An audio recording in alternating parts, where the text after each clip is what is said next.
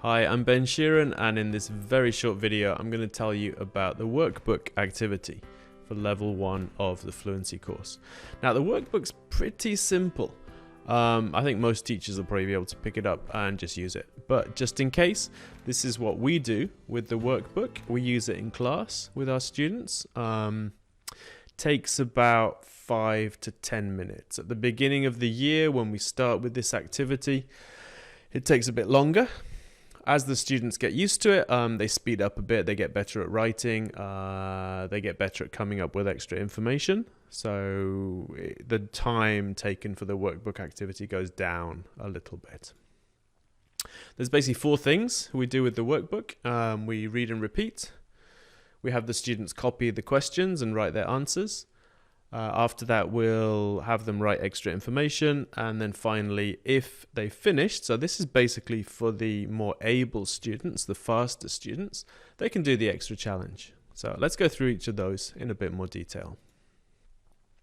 So the first thing we'll do is we'll go to the relevant section for the unit. So the workbook has 48 units. It matches both of the textbooks. So workbook 1 goes along with textbook 1A and textbook 1B. So in this case we're looking at unit 2 because unit 1 doesn't have an extra challenge, and I'll explain that a little bit in the extra challenge section. Okay, so we open to unit 2, say we're on unit 2 today, and the first thing we'll do is we'll read and repeat the English again. So this is probably like the 3rd time the students have seen this language today. So they've seen it in Quizlet, if you're doing Quizlet, and they've also practiced these questions during the speaking activity. Now, we'll just read and repeat fairly quickly because they're familiar with it already.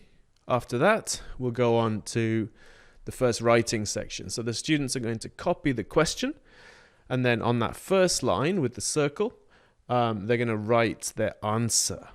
And so they're going to be looking at the example answers to help them, but they're supposed to modify it. So they're writing their actual answer. And that's it. Once they've finished, we have our students raise their hand, and then we'll go over, check, see if there's any mistakes, and if there are not, we'll tell them to go on to the next section. The next section is extra information. So the students will go back, and then for each question, they'll try and think of some extra information.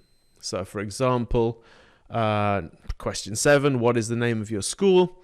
It is Minami Junior High School. And then in the second line, the plus line, they'll write, it's a big school, or I like my school, or that kind of thing. Okay, so it's basically getting the students to try and think of some English of their own.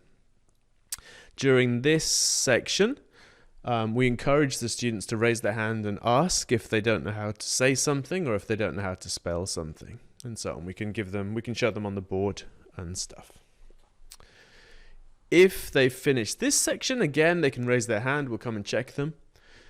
And if everything's okay, we'll tell them to go on to the final section, which is the extra challenge. And the extra challenge is this Japanese to English translation section at the bottom. So very, very simple. They read the Japanese and they try to write the English. Now this language is actually taken from the previous unit's page, which is why there isn't one in unit 1. And of course students can look back if they need some extra help, just to do that. And then we can check the answers using the class slides for this.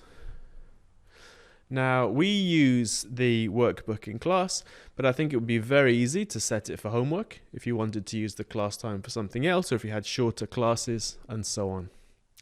There are actually 2 versions of the workbook. The first is printed. It's available on Amazon, and it's what we use with our students.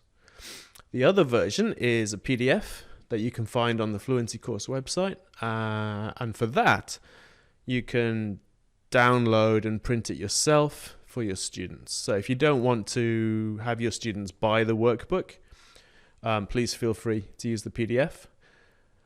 Another reason to use the PDF might be if you're mixing and matching. So if you were using, say, textbook 1B and textbook 2A over the course of a year, rather than buying two workbooks, instead you could just print the relevant pages from each of the PDFs and use that instead. So it's a pretty flexible arrangement.